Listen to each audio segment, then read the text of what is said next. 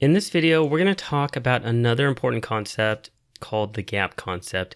And this is a concept that was derived by a very well-respected poker author, David Selansky, best known for his book, The Theory of Poker, that was written in 1987, and people still refer to it today in 2019. And in fact, on Amazon, it's still one of the best-selling poker books there. So with that said, let's talk about the gap concept. So what is it? Well, the gap concept says that you need a stronger hand to call a raise than to make a raise yourself. And this is referring to pre-flop play. So the idea behind the gap concept is that when somebody raises pre-flop and we're considering calling the raise, we should be calling with hands that play well against our opponent's perceived open raising range. And we'll talk about this diagram down here in a minute. So in other words, if somebody is raising a range that is a range of strong hands, we need to make sure that we're also calling with a very strong hand.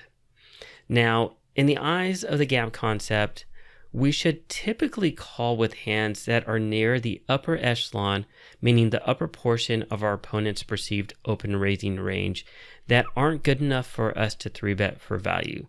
So when I'm talking about hands that are good enough to 3-bet for value, we're talking about hands like ace-king suited, ace-king offsuit, pocket aces, pocket kings, pocket queens, pocket jacks.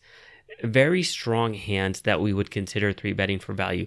Our other strong hands that are going to be near the top of our opponent's open raising range, but we don't think are good enough to 3-bet for value, these are ones that we consider calling with. These are the ones that are good enough to call with.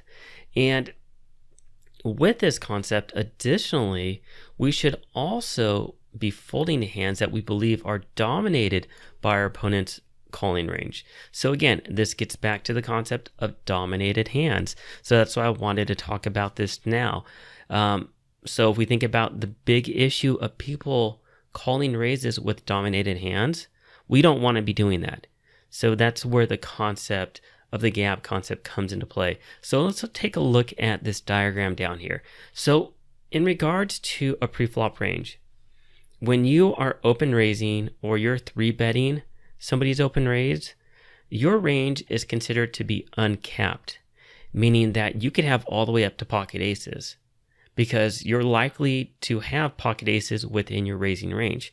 However, somebody that's calling a raise, we typically call their range capped. Because if we're calling a raise, then we're not going to have hands like pocket aces and pocket kings within that range. So it's going to be capped, because if we did, we would raise that. So I just wanted to make sure that I told you the difference between capped and uncapped, because it refers to this. So within this diagram, on the top, we have the raisier's range. So let's say that somebody is raising under the gun. Well, they're going to have a range of hands that they are going to raise in that position. And we'll actually take a look at those different ranges, and I'll give you ranges to play pre-flop when we get to the pre-flop section. But understand, when somebody raises pre-flop under the gun, they're going to have a range of hands that they're going to raise with. They're going to have their strongest hands, which are going to include ace-king, aces, kings, queens, jack, and so forth, the strongest hands. And then it's going to be a spectrum of hands all the way down to the weakest hands. So let's say, for example, at the weakest end, this person under the gun is going to be open raising king, queen offsuit, jack 10 suited, maybe all the way down to pocket fives, things like that. So it's going to be a spectrum of hands from the weakest to the strongest. Well, when it comes to the person that's calling, and let me go ahead and change the color. Let's change it to green. So our calling range is going to be somewhere in the middle here. This is going to be our calling range. And at the top portion of our entire range, and let me change the color one more time. Let's change this to cyan. At the very top end, we're going to be 3-betting our strongest hands, right? And this is going to coincide with their strongest hands as well. So we're only going to be 3-betting our strongest hands, such as pocket aces, pocket kings, and so forth that I talked about. And then our weakest hands, then we're just going to fold them.